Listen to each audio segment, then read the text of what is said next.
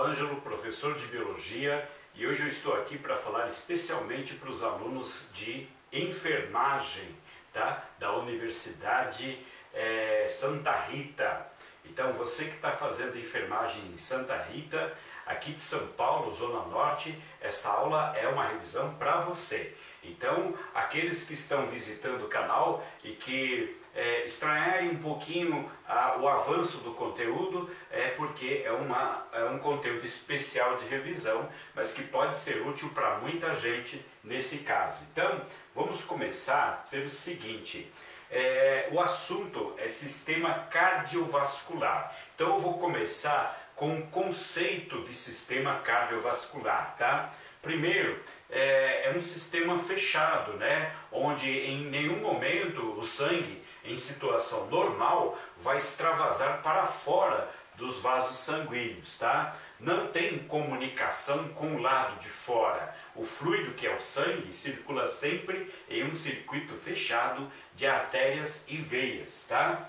E que são considerados tubos, né? E dentro desses tubos você tem o sangue, né? Ou também tem um outro sistema que pode ser considerado como um sistema integrado, que é o sistema linfático, onde circula a linfa, que é o líquido que extravasa, né, dos vasos sanguíneos sobre o efeito de alta pressão nos capilares. Isso é necessário para poder alimentar as células do corpo, tá? E ele tem um órgão central, que é o coração.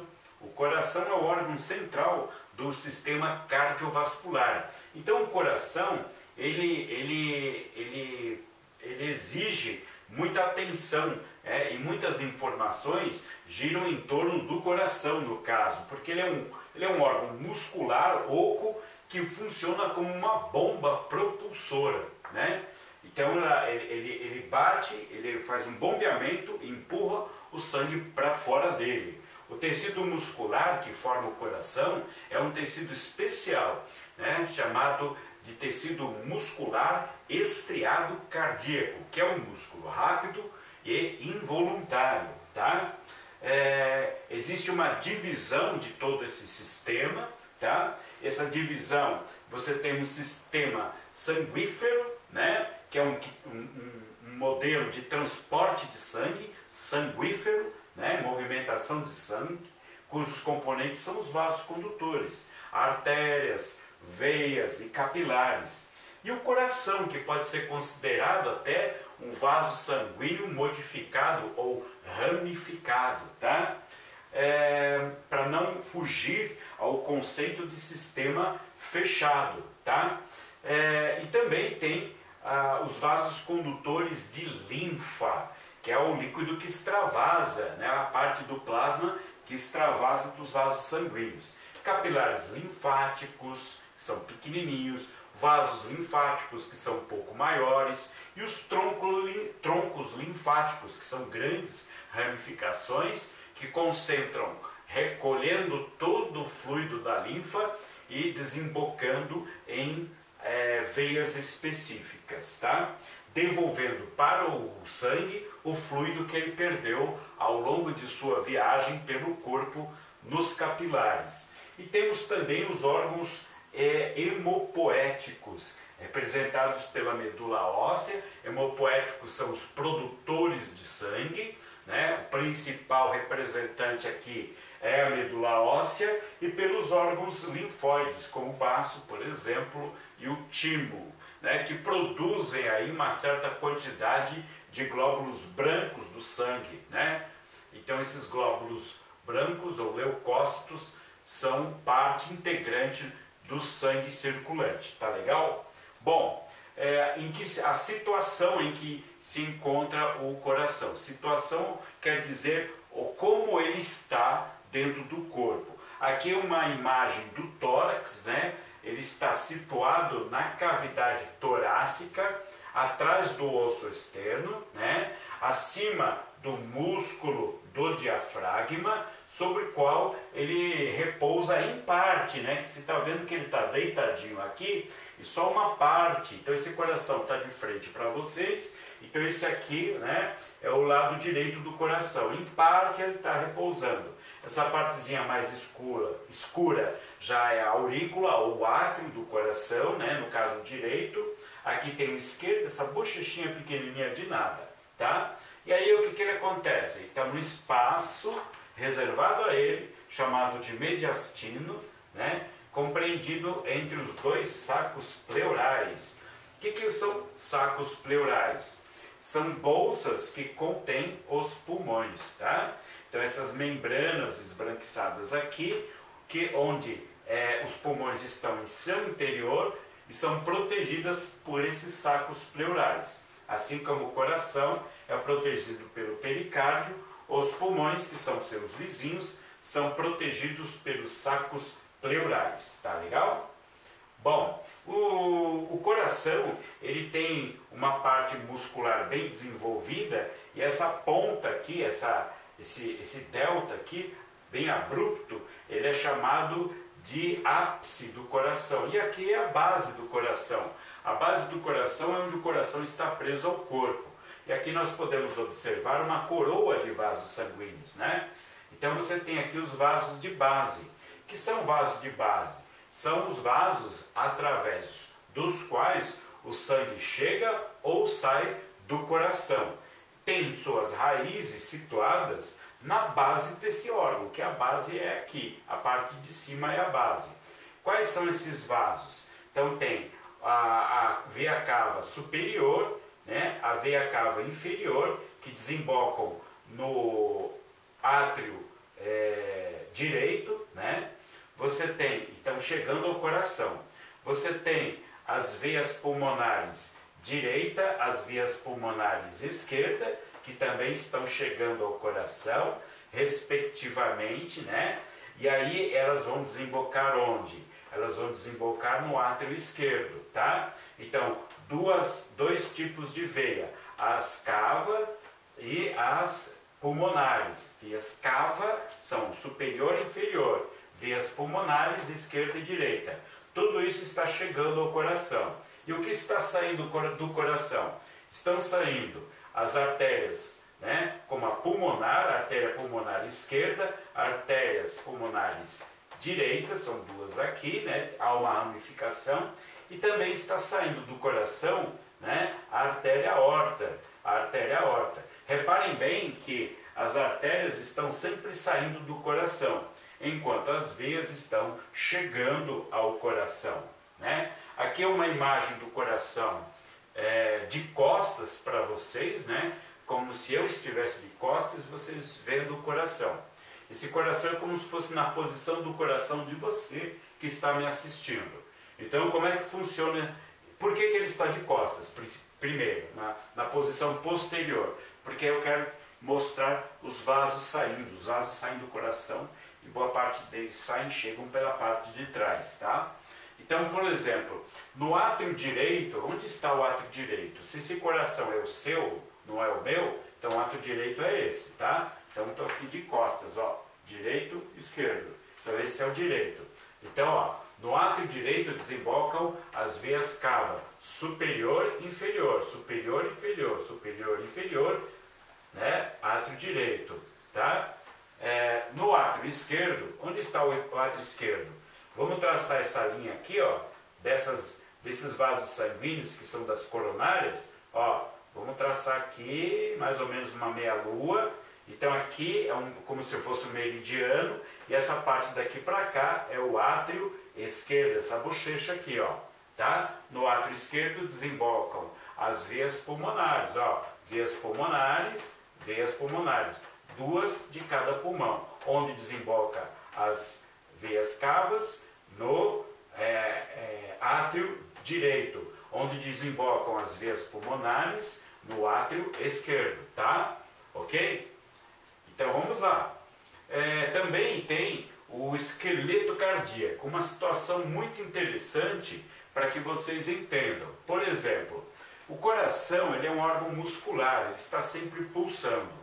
Porém, existe uma divisão entre a parte inferior e a parte superior. A parte inferior é dos ventrículos, a superior é dos átrios ou aurículas. Entre esses dois existe uma armação de tecido conjuntivo fibroso, uma espécie de armação para evitar a deformação das válvulas, tá? Então essa parte que está azul aqui é o esqueleto cardíaco, tá? Esse é uma armação que não deixa com que as válvulas, tanto de refluxo das artérias como dos átrios e ventrículos, como a válvula tricúspide e a válvula mitral, elas não se deformem durante a batida do coração. Então o esqueleto cardíaco, ele consiste em uma massa, olha aí, contínua de tecido conjuntivo fibroso que circula, né, ou circunda os ósteo, átrio, ventriculares e ósteos, troncos pulmonar e aórtea. Pulmonar e aorta e átrio, ósteo ventriculares. Aqui é a bicúspide, repare que tem uma boquinha só, e aqui é a tricúspide. Repare, 1, 2, 3, 3 lábios, tricúspide, tá legal? Então isso é uma proteção, uma armação para manter até mesmo a integridade das válvulas, né, que são válvulas unidirecionais durante o trabalho de batimento cardíaco. Outra coisa que eu quero lembrar a vocês é sobre o pericárdio, né? O pericárdio, então, aqui vocês têm uma visão do pericárdio como uma bolsa membranosa que envolve o coração e evita que o coração faça atrito com os órgãos vizinhos. Os vizinhos, no caso, seriam o quê? Seriam os pulmões, por exemplo, né? Ou a caixa óssea do tórax. Se eu pegar um pedacinho dele aqui do pericárdio e ampliar, eu vou ver o seguinte, olha aí, você tem a parte de dentro do coração, que é o endocárdio, tem o miocárdio, que é o músculo cardíaco, tá? Aí, depois do miocárdio, já vem a primeira película, que é o pericárdio visceral, ou epicárdio, né? Ó, visceral, está preso ao coração. Depois tem um intervalo aqui, esse intervalo é o saco pericárdio, que forma essa bolsa aqui, olha aí, o coração, tá? O pericárdio aqui, tá? E aqui um saquinho, então tem duas membranas envolvendo. Então uma, duas, no meio delas tem o quê? Um saco cheio de líquido. E depois, nessa partezinha aqui, clarinha ainda, o pericárdio parietal, tá? É forrado por uma camada fibrosa. E nesse líquido, nesse espaço do saco pericárdio, que é este aqui também, tem um líquido que mantém a viscosidade e o movimento, a vontade do coração. A vontade em termos, né? O coração não pode, na diástole, se amplificar muito, porque ele tem um limite. O limite é justamente o saco pericárdio. Uma das tarefas que ele tem, além de proteger o coração contra atrito, é evitar uma expansão exagerada do coração. Ele limita os movimentos do coração. Então a constituição do pericárdio é feita por membranas. Tem uma parte seroso, o pericárdio seroso e o fibroso, tá? O fibroso está mais próximo da caixa do tórax, a caixa de osso, né? O seroso divide-se em duas lâminas, né? Uma lâmina parietal, tá? Que está mais para fora, e uma lâmina visceral, que está encostada no coração, ok? Bom, tudo isso, o movimento cardíaco, ele é organizado e coordenado pelo sistema autônomo, né? Do nervo vago, que é a parte parasimpática. Tem uma parte autônoma parasimpática e simpática. Então, o que faz o coração ser estimulado a pulsar? É o nervo vago, por exemplo, né? Então, aqui você tem a medula e aqui você tem, né, a saída do nervo vago, que vai inervar várias estruturas aqui nessa região central do corpo, inclusive o coração.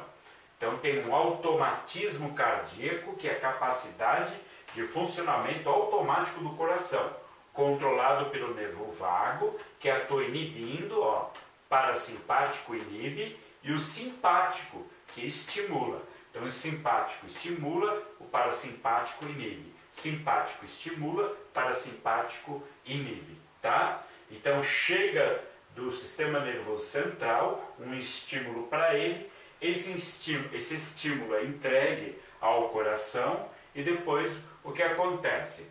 Esses nervos agem sobre uma formação situada na parede do átrio direito, que é o átrio direito, esse coração está de frente para vocês. Átrio direito está aqui, ó, essa parte aqui. É o chamado nó sinoatrial, que é o marca-passos do coração. Então o nervo vago entrega o estímulo aqui, olha aqui, tem uma parte superior, uma parte inferior, tá? Está aqui no átrio direito, tá? E aí ele entrega, esse impulso chega no nó atrioventricular, ó, nó atrioventricular, depois, aqui ó, atrioventricular, ele chega no nó sinoatrial, passa para o sino atrioventricular, né? Que está localizado na porção inferior do septo interatrial, olha aqui ó, septo interatrial, ó, entre um átrio e outro tem um septo, e esse nódulo atrioventricular está aqui embaixo, na parte inferior, tá? Esse é o nível da porção superior, né, do septo intraventricular, né, emite os ramos direito e esquerdo. Então o que acontece? Ele chega, o impulso chega até aqui, no nó sinoatrial, ó, quando ele chega ao um impulso ao batimento dos átrios, depois ele passa para esse aqui, que é o nó atrioventricular, ou seja, está entre o átrio e o ventrículo, e aí ele repassa para a parte de baixo. Então aqui o coração faz, ó, sístole, diástole, sístole, diástole, sístole, diástole, sístole, diástole. Então a sístole ele contrai, na diástole ele expande. Então nessa situação, né, o nervo vago entrega para o nó sinoatrial o impulso, o nó sinoatrial já emite para o nó atrioventricular, mas nisso ele já contrai o átrio. Depois ele emite para a ramificação do coração inteiro, na parte de baixo, que é o ventrículo, e o coração vai pulsando. Aqui está o desenho de uma forma estática. Então primeiro esse, depois esse, e ramifica e abraça todo o coração, fazendo a pulsação e o movimento cardíaco, tá? Bom, os tipos de circulação que nós temos são dois tipos, tá? Tipo circulação pulmonar ou pequena circulação e circulação sistêmica ou grande circulação.